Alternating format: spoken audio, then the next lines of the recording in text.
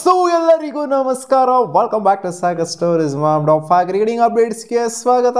ಮೊದಲನೇ ಅಪ್ಡೇಟ್ಗೆ ಹೋಗುವಂಥ ಸಮಯ. ಮೊದಲನೇ ಅಪ್ಡೇಟು ಗೌತಮ್ ಗಂಭೀರ್ ಒಂದು ಅಫಿಷಿಯಲ್ ಸ್ಟೇಟ್ಮೆಂಟ್ ಈಚೆ ಕಡೆ ಕೊಟ್ಟವ್ರೆ. ಅದೇ ಜಸ್ಪ್ರೀತ್ ಬುಮ್ರಾ ರಿಲೇಟೆಡ್. ಬುಮ್ರಾ ಆಡೋದು 3 ಮ್ಯಾಚ್ ಹೋಗೋರು, ಜಾಸ್ತಿ ಅಲ್ಲ, 3 ಮ್ಯಾಚ್ ಆಡೋದವರು. ಇನ್ನು 2 ಮ್ಯಾಚು ಯಾವ್ದು ಆಡ್ತಾರೆ ಅಂತ ನಮಗೆ ಗೊತ್ತಿಲ್ಲ, ನಾವು ಹೇಳೋದಿಲ್ಲ. ನೆಕ್ಸ್ಟ್ ಮ್ಯಾಚ್ ಆಡ್ಬೋದು ಅಥವಾ ಬ್ಯಾಕ್ ಟು ಬ್ಯಾಕ್ 2 ಮ್ಯಾಚ್ನ ಆಡ್ಬೋದು, ನಮಗೆ ಗೊತ್ತಿಲ್ಲ.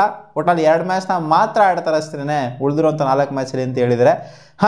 ಇನ್ನು ಬ್ಯಾಕ್ ಟು ಬ್ಯಾಕ್ 2 ಮ್ಯಾಚ್ನ ಆಡ್ತು ಅಂತಂದರೆ ಸೀರೀಸ್ ಏನಾದ್ರು ಇಂಗ್ಲೆಂಡ್ ಅವರ ಕೈವಶ ಆಯಿತು ಅಂದರೆ ಅವ್ರು ಆಡಿದ್ರು ಒಂದೇ ಬಿಟ್ಟರು ಒಂದೇ, ಆ ಥರ ಆಗೋಗ್ಬಿಡ್ತದೆ ಕತೆ. ಸೊ ನನ್ನ ಪ್ರಕಾರ 5 ಮ್ಯಾಚ್ ಆಡಿದ್ರೂ ಕಷ್ಟ ಇದೆ ಸೀರೀಸು ಗೆಲ್ಲೋದು ಇಂಡಿಯಾ.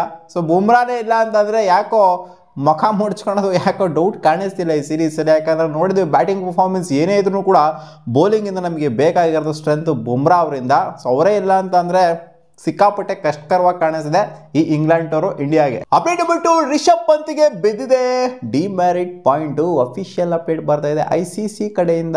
ಏನಕ್ಕೆ ಡಿಮೆರಿಟ್ ಪಾಯಿಂಟು ಅಂತಂದರೆ ಅಂಪೈರ್ನ ನಿರ್ಧಾರ ಏನಿತ್ತೋ ಆ ನಿರ್ಧಾರಕ್ಕೆ ಒಂಥರ ಸಿಕ್ಕಾಪಟ್ಟೆ ಒಂಥರ ಕೋಪ ಮಾಡ್ಕೊಂಡ್ರಲ್ಲ, ಅದಕ್ಕೋಸ್ಕರ ಕೊಟ್ಟಿದ್ದಾರೆ ಒಂದು ಡಿಮೆರಿಟ್ ಪಾಯಿಂಟ್ನ. ಏನಾಯಿತು ಅಂತಂದರೆ ಇವರು ಬಾಲ್ನ ಕೇಳಕ್ಕೆ ಹೋಗಿದ್ರು, ಬಾಲ್ ಚೇಂಜ್ ಮಾಡಿ, ಏನು ಡಬ್ಬಾ ಥರ ಐತೆ ಬಾಲ್ ಇದು ಅಂತ ಚೇಂಜ್ ಮಾಡಿದ್ರೆ ನಮಗೆ ಚೆನ್ನಾಗಿರುತ್ತೆ ಬಾಲು ಅಂತ. ಅವ್ರು ಒಳಗಡೆ ಆ ಗೇಜ್ ಒಳಗಡೆ ಹಾಕ್ಬಿಟ್ಟು ತೂರಿಸಿ ಒಳಗಡೆ ಇಟ್ಬಿಟ್ಟು ಹೇಳಿದ್ರು, ಏಯ್ ಬಾಲ್ ಏನೋ ಆಗಿಲ್ಲ ಗುರು, ಚೆನ್ನಾಗಿತ್ತು ತಗೋ ಆಡು ಅಂತ ಕೊಡ್ತಾ ಇದ್ದಂಗೆ ರಿಷಬ್ ಅಂತ ಬಾಲ್ನ ತೆಗೆದು ಎಸ್ಬಿಡ್ತಾರೆ. ಹಂಗೇನೆ ಅಂಪೈರ್ ಮಕ್ಕ ಕೊಡ್ದಂಗೆ ಇರ್ತದೆ ಅದು. ಅಂಪೈರ್ ನಿರ್ಧಾರಕ್ಕೆ ಇವರು ಒಂಥರ ಅಪೋಸ್ ಮಾಡ್ದಂಗಿದೆ ಇದು, ಅಂಪೈರ್ಗೆ ಮರ್ಯಾದೆ ಕೊಡದೇ ಇರೋ ಥರ ಐತೆ ಇದು ಅಂತ ಒಂದು ಡಿಮೆರಿಟ್ ಪಾಯಿಂಟ್ನ ಹಾಕಿದ್ದಾರೆ. ಇದು ಎಕ್ಸ್ಪೆಕ್ಟೆಡ್ ಇತ್ತು ಯಾರು ಒಂದು ಮಾಡ್ತಾರೆ ಅಂತ, ಅದು ಮಾಡಿದ್ರು ಅಷ್ಟೇ ICC. Update number 3, Indian batting ಬಗ್ಗೆ ಮಾತಾಡಿದ್ದಾರೆ ದಿನೇಶ್ ಕಾರ್ತಿಕ್ ಅವರು. ಒಂಥರ ಡಬ್ಬರ್ ಮ್ಯಾನ್ ನಾ ಇದ್ದಂಗೆ ಇಂಡಿಯನ್ ಬ್ಯಾಟಿಂಗ್ ಆರ್ಡರು. ಟಾಪ್ ಅವನಜ್ಜಿ ಸೈಕಾಗಿದಾಗಿರೋ, ಹೈಟ್ ಈಸ್ ಗುಡ್ಡು, ಸಾಕಾದಾಗ ಕಾಣಿಸುತ್ತೆ ಡಾಬರ್ ಮ್ಯಾನ್ ಡಾಗಲ್ಲೂ ಕೂಡ. ಆಮೇಲೆ ಮಿಡಿಲ್ ಪೋರ್ಷನ್ ಈಸ್ ಓಕೆ, ಇಲ್ಲೂ ಕೂಡ ಮಿಡಿಲ್ ಈಸ್ ಓಕೆ, ಬಟ್ ಟೈಲೇ ಇಲ್ಲ ಅಲ್ಲಿ. ಆ ಥರ ಆಗೋಗ್ಬಿಟ್ಟಿದೆ, ಡಾಬರ್ ಮ್ಯಾನ್ ನಾಯಿ ಥರ ಆಗೋಗ್ಬಿಟ್ಟಿದೆ ಇಂಡಿಯಾದು ಪರಿಸ್ಥಿತಿ ಅಂತ ಹೇಳಿದರೆ. ಯಾಕೆ ಅಂತಂದರೆ ಅಲ್ಲಿ ಬಾಟಮಲ್ಲಿ ಬಾಟಮ್ 4ನ ನೋಡ್ತಂದ್ರೆ ಕಾಂಟ್ರಿಬ್ಯೂಟ್ ಮಾಡೋರೇ ಇಲ್ಲ. ಒಂಥರ 6 ವಿಕೆಟ್ ಬೀಳ್ತಾ ಇದ್ದಂಗೆ ಪಟ ಪಟ ಪಟ ಪಟಾನ ಉದುರ್ಕೊಂಡು ಹೋಗ್ಬಿಡ್ತಾರೆ. ಸೊ ಅದಕ್ಕೋಸ್ಕರ ಕರೆಕ್ಟಾಗೇ ಹೇಳಿದ್ದಾರೆ. ಫಸ್ಟ್ ಟೆಸ್ಟಲ್ಲಿ ಆ ಥರ ಇತ್ತು, ಸೆಕೆಂಡ್ ಟೆಸ್ಟಲ್ಲಿ ಡಿಫರ್ ಆಗ್ಬೋದು. Update number 4, Shubman Gill post ಮ್ಯಾಚಲ್ಲಿ ಮಾತಾಡಿದ್ದಾರೆ. I think it was a brilliant test match ಅಂತೂ ಸೈಕಾಗಿತ್ತು ಗುರು. ಒಂಥರ ಶುಭ್ಮನ್ ಗಿಲ್ ಇನ್ನೇನು ಎಂಡ್ ಆಗುವಂಥ ಟೈಮಲ್ಲಿ ಇನ್ನೇನು ಲಾಸ್ಟ್ ಒಂದು 4-5 ರನ್ ಬೇಕಿತ್ತು. ಅವಾಗ ಒಂಥರ ಮುಗುಳ್ನಾಗಿ ನಗು ಮುಖದಲ್ಲೇ ಮ್ಯಾಚ್ನ ಎಂಡ್ ಮಾಡ್ಕೊಂಡು ಕೊಟ್ಟರು.